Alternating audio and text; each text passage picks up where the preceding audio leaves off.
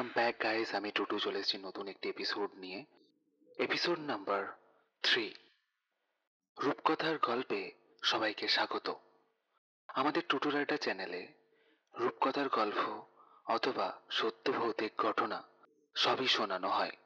আপনারা যদি আপনাদের সাথে ঘটে যাওয়া কোনো ঘটনা আমাদের সাথে শেয়ার করতে চান, তাহলে স্ক্রিনে দেওয়া হোয়াটসঅ্যাপ, ফেসবুক, ইনস্টা এইসব জায়গাতে আপনারা কন্ট্যাক্ট করতে পারেন।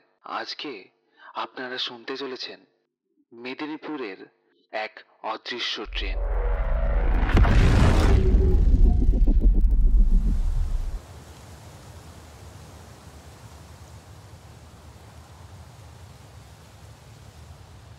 অনেকে বলে মেদিনীপুরের রাতের হাওয়া নাকি অন্যরকম। এখানকার গাছপালা, পুরানো লাইন, নদীর ধারের বাতাস, সব কিছুতেই একটা অজানা ভার লেগে আছে। আজ আমি যে গল্পটি বলবো সেটি এখানকারই। একটা পুরানো রেলপথ, একজন মানুষ আর একটি অদ্ভুত রাতের ট্রেন।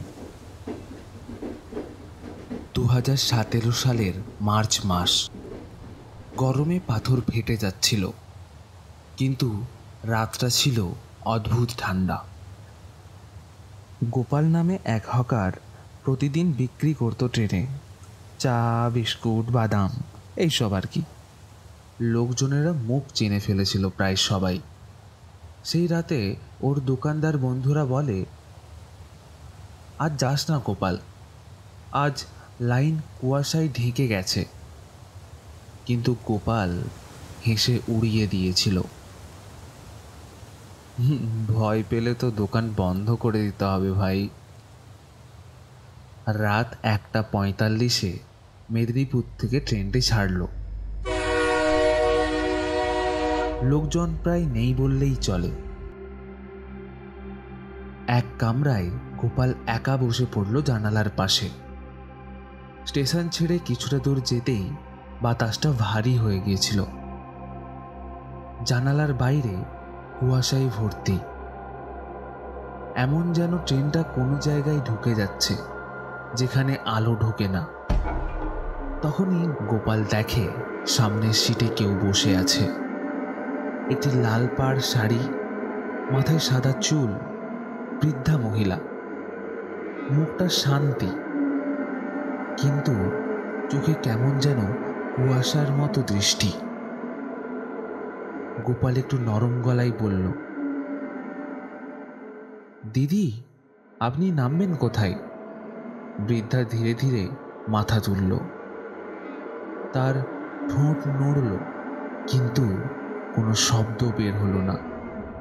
কিছুক্ষণ পর একটা মাত্র শব্দ, খড়িকিঘাট। গোপাল হেসে বলল, ওই লাইন তো বন্ধ দিদি, এখানে ট্রেন থামে না।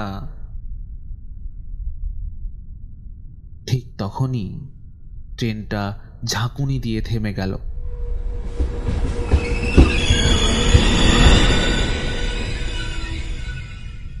গোপাল জানালার বাইরে তাকিয়ে দেখে পুরো কুয়াশায় ঢাকা একটি সাইনবোর্ড, জং ধরা অক্ষরে লেখা খড়িকাঘাট।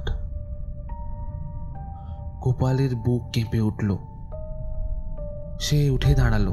সে বলল, কে আছেন? ড্রাইভার, কেউ আছেন? কোনো উত্তর নেই। পুরো কামরা ফাঁকা। আর বৃদ্ধা, সে চুপচাপ দাঁড়িয়ে আছে দরজার কাছে। তার চোখের দৃষ্টি সোজা গোপালের দিকে। তারপর ধীরে ধীরে কোনো শব্দ না করে সেই ট্রেনটি বাইরের অন্ধকারে মিলিয়ে গেল। গোপাল আর কিছু মনে করতে পারেনি। তারপর